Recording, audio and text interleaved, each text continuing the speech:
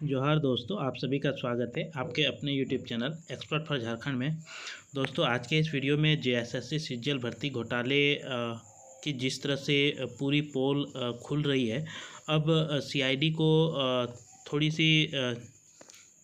पहले बोले गए बातों पर ज़रूर से ध्यान देना चाहिए, क्योंकि उन्होंने जिस तरह से हाई कोर्ट के सामने सीआईडी ने किस तरह से गुमराह किया था और किस तरह से केस डायरी को छिपाया गया था। क्योंकि जितने भी मेल आईडी पहले जारी किए गए थे, उसमें कई सारे ऐसे बच्चों के द्वारा तथ्य एविडेंस के तौर पे दिया गया था, काफ़ी डिटेल्स दिए गए थे और इस आधार पे पहले ही यहाँ के छात्रों ने बोकारो, हजारीबाग, नेपाल, पश्चिम बंगाल, गया, कई सारे जगहों पर यहाँ पे अभ्यर्थियों को जेएसएससी सीजीएल भर्ती घोटाले को लेकर के पेपर रटवाया गया था। तो इसमें अभय तिवारी जो मास्टरमाइंड अभी पकड़ा गया है, और चूँकि ये गिरफ्तारी 14 जेपीएससी में हुई है, 14वीं जेपीएससी में आपका मामले में गिरफ्तार हुए थे और ख़ुद ये जेएसएससी सीजीएल पर बीएसओ के पद पर कार्यरत थे। तो इन्होंने जिस तरह से बोकारो में जो प्रश्न पत्र रटवाए गए थे, उसका उजागर खुद जो है अभय तिवारी ने यहाँ पे कबूल लिया है। और बोकारो में रात भर किस तरह से पेपर रटवाए गए थे,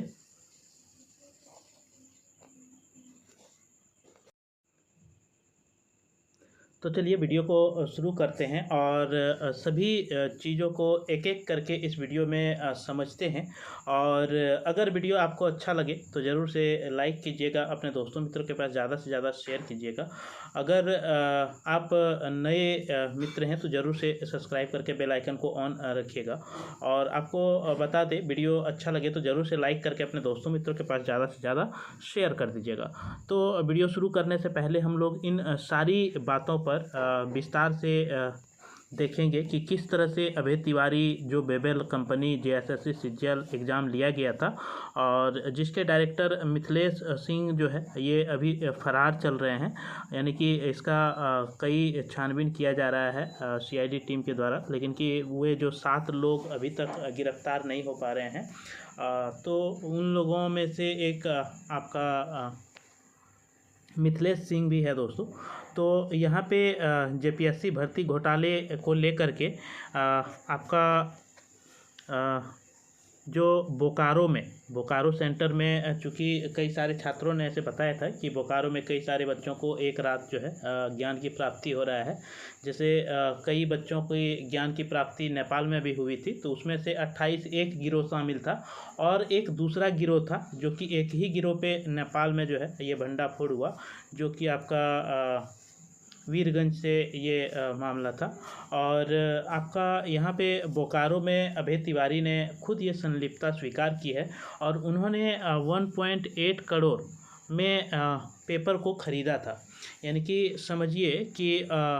1.8 करोड़ यानी कि 1 करोड़ 80 लाख, 1 करोड़ 80 लाख में जो है उन्होंने पेपर को ख़रीदा था। इसके बाद उस पेपर में जब वो ख़रीदा तो खुद अपनी पत्नी, भाई को भी नौकरी दिलाया और स्वयं अपने भी लिया, यानी कि 3 सीट तो ये खुद ले लिया था दोस्तों। इसके बाद 15 लोगों संग पास किया सीजीएल और 15 लोगों को इन्होंने बोकारो में अपना रटवाया था, 15 बच्चों को। तो 15 बच्चों से अगर 10-12 लाख रुपया करके लिया होगा तो 1,80,000 के आसपास 1.8 करोड़। तो इस तरह से इन्होंने पेपर को बेचा और बोकारो में जो है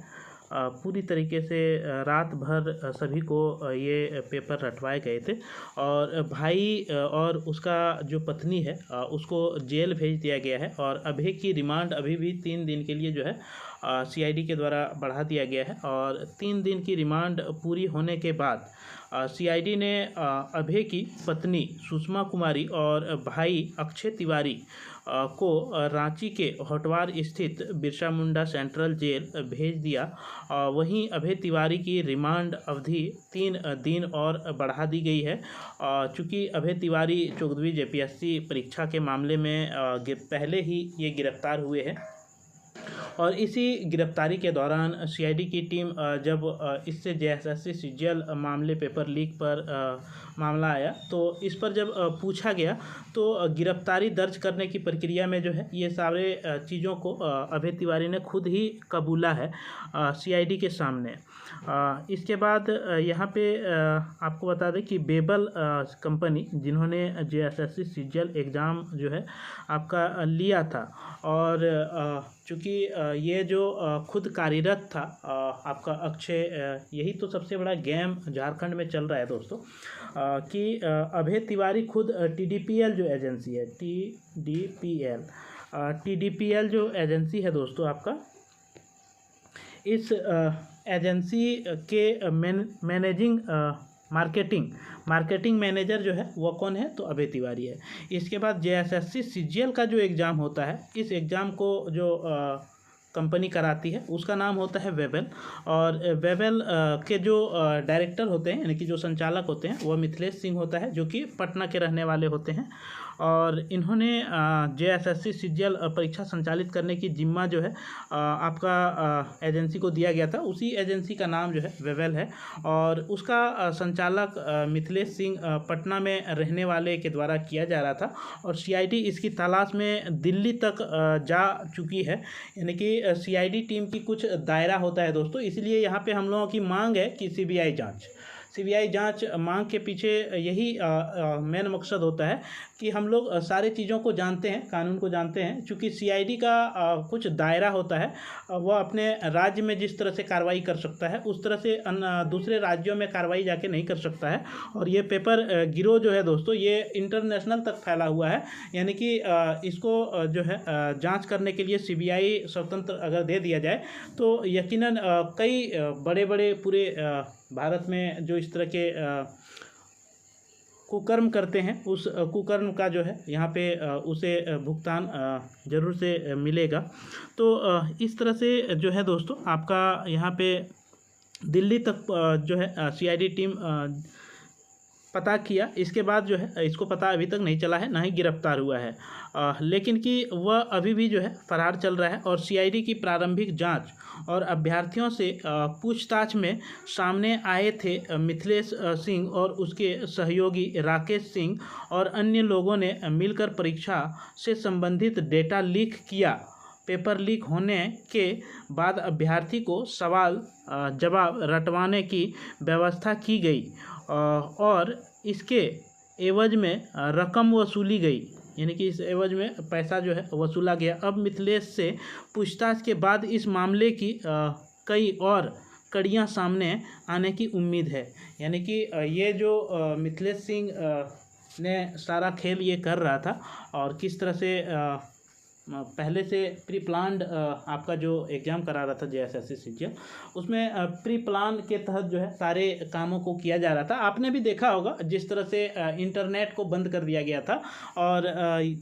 कोर्ट के सामने ये बताया था कि हम यहाँ पे जो है परीक्षा में पेपर लीक की जैसी घटना ना हो जाए, इसके वजह से हमने इंटरनेट बंद किया था। तो ये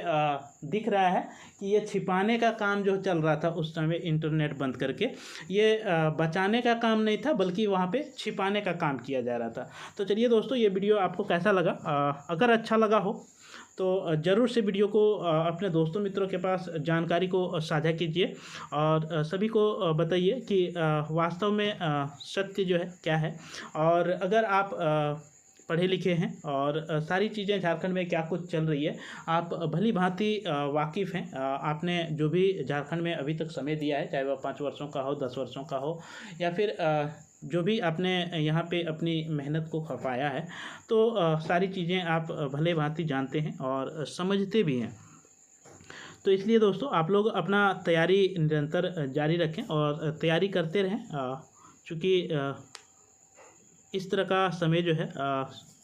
फिर नहीं आएगा। और सत्य तो पहले ही बताए थे दोस्तों कि सत्य जो है